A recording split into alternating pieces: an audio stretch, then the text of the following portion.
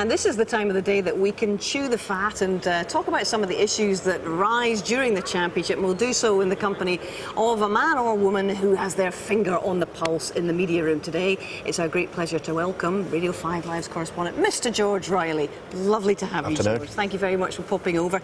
First of all, we're going to talk about the qualifying process for the Crucible because it's different, it's new.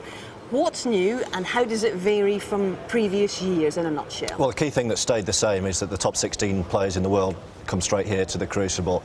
Before, though, those ranked in the next 16 places, 17 to 32, would turn up in Sheffield the week before, have to win one qualifier against a lower-ranked player to make it through to join them. Now it's a bit of a free-for-all. The next 128 players all thrown in to play 3 qualifiers at Ponds Forge just to make it to the Crucible Theatre, which, as you can imagine, if you're one of those players ranked in the next 16 places outside of the top 16, you're now playing 3 rather than 1. You might not be that happy about it. And they're best of 19s, and in fact that is the situation that really has ruffled a few feathers on the way in here. Sport has to be brutal. For the public to engage, they have to understand the sheer ferocity of the qualifying struggle, to understand the beauty of the main event. And what we've seen this year is 128 players in Q School. Everyone, whoever you are, has got to play 3 games. The kid that comes off the street with the first year cue card in his hand has got exactly the same number of games to play as Michael White, who was, unfortunately for him, 17th player in the world. So it's a completely level field. And what it's done, it's thrown up wonderful moments of magic. For me as a promoter, it's thrown up media stories. It's got people interested because it's not as if Rhiannon Evans or Steve Davis have got to win 5 or 6 games as per the old rules. They've got to win 3, exactly the same as seeds 17 to 32, who normally would only have to play 1. And also, of course, the added little Barry Hearn twist. You lose the first round, you get nothing. You haven't made the cut. I just think it was harsh down the years for some guys to have 4 matches to get here and some guys to have 1 match. I'm a believer that unless you're in the top 16, it should be difficult to qualify. Bear in mind the subtlety of sports promotion and motivation and punishment that exists in my mind at all times. So I bring in a rule to say, you know the 16 that have been seeded through, the lucky boys, that are guaranteed £12,000. If they lose their first round match, that money doesn't count towards their rankings. That's enough to see some of them drop out of the top 16, which is obviously the land of milk and honey. Very well done, young man. Absolutely brilliant. What a fantastic match. A standing ovation from this Crucible crowd.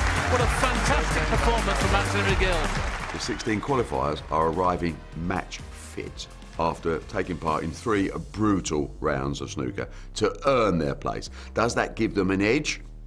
Possibly. I've knocked out a seed. I'm pretty sure a few more are going to fall, and it won't surprise me one bit because these guys, these qualifiers, have played so much snooker that they're really tuned in and really on top of the game. If you're actually here trying to win it, obviously those 3 matches will hinder you when you get late on in the tournament. Having got the matches under your belt, you maybe feel like you've got some kind of momentum that you can maybe take in. It's worked in spades this year. It's given me so much media, so much worldwide attention. Social media has been awash with stories. I thought it was good watching it back home, obviously because I'm in the privileged position to be in the top 16, but I thought it added a new thing to the game. Round 1, Rhiannon Evans gets beat narrowly by Ken Doherty. Headline. Round 2, Steve Davis, after a 10-9 victory in the first round, gets destroyed in the second round by a man from Norway. He's a Crucible debutant, so Sheffield raise the roof for Kurt Mafflin. Every player will always look at every change as the first question in his head will be, how does this affect me? Some of the players they're upset because he adds that into most of the tournaments, but then there's other tournaments he's still sticking to the tiered system. If he can do it for the UK Championship, the players are saying backstage, why can he not do it for the for the World Championship. If you're ranked 17 in the world, you've got to play 3 matches instead of 1. That's harsh. I have to think, how does this affect the game? You've got to play 3 matches. That's going to be exciting for the fans. It's going to create some media. The second thing you've got to remember is, and this is a really tough one for a lot of players, I've been doing this for over 40 years. Trust me, I know what I'm doing. He's box office himself, isn't he, Mr. Hearn? But he makes a very good point about the difference between motivation and punishment here. And it's already borne fruit, George, because you look at the positives. You've got the likes of McGill coming through a qualifier. You've got Graham Dott, a qualifier. It's lent him some real fire. And you've had Matt Selt and, of course, Kurt Maflin pushing really top guys close as well. It's worked to that end so far, has it not? Well, it has. We've seen that in the first few rounds because they have that momentum of having gone through 3 very, very tough matches. I think the point Graham Dott makes, and he's been perhaps the most vocal player in terms of being anti this, what Barry Hearn has done, and Hearn obviously is seeing the bigger picture here. He's saying, yes, if you want to get through to the Crucible, maybe win a match or 2, great, you'll have a head of steam up, you'll have the momentum, you might be able to catch the odd big player cold, big name player cold, but you won't be able to go all the way because you'll be absolutely shattered come the end of 17 days. The point that Graham Dott's making, guys, is that perhaps we've seen the end of that year where a qualifier can come through qualifying and go on and win the tournament, because by that end weekend they're going to be absolutely gone. And he will be. He will be. Honestly, it's too much. It's too much for us. I'm old school in that respect. I think why do you've got to rank? You've got to rank in for a purpose, and you're ranking from 17 to 32. You should play 1 match to come here. You shouldn't play 3 matches. Because if you're Graham Dott and you've come through 10-8s, 10-9s, turned up, he's had a 10-8 first round, believe you me, he gets to the quarter-final, he's going to need an oxygen tank. Honestly, he's going to be shot to bits mentally because he's had all that the week. If you're going to do that and do the 3 qualifiers, then give them a week or a fortnight before they come and play it. But to play the 3 and then come bang in straight away, and then to have another 10-8 the first round, I don't think he can win the tournament. It's a very good point, actually, Stephen, because Kurt Maflin and Rob Milkins were one of the last ones to finish on Wednesday evening at Ponds Forge. They're the first up on the Saturday morning. And it's quite a lot to ask of a player. As Barry says, that's the nature of it at the moment. Where do you stand on all this, then? I think the only thing, if I was number 17, I wouldn't be happy that if, say, I picked up my wild card, I was playing the same matches. I just came up and decided what to play the World Championship. I'm playing the same amount of matches as him. Obviously, we played the whole circuit. In terms of the tiredness thing, I've never subscribed to that. I always think it's a World Championship, and you just the adrenaline. If say you get to the quarterfinals, if you're not up for the quarterfinals of the World Championship, then I don't think you should be there anyway. But perhaps what you're saying about you picking up a wild card and getting your cue and going in there and having to win 3 matches, the same as Michael White, for example, who fell at the second hurdle in this process, if you like.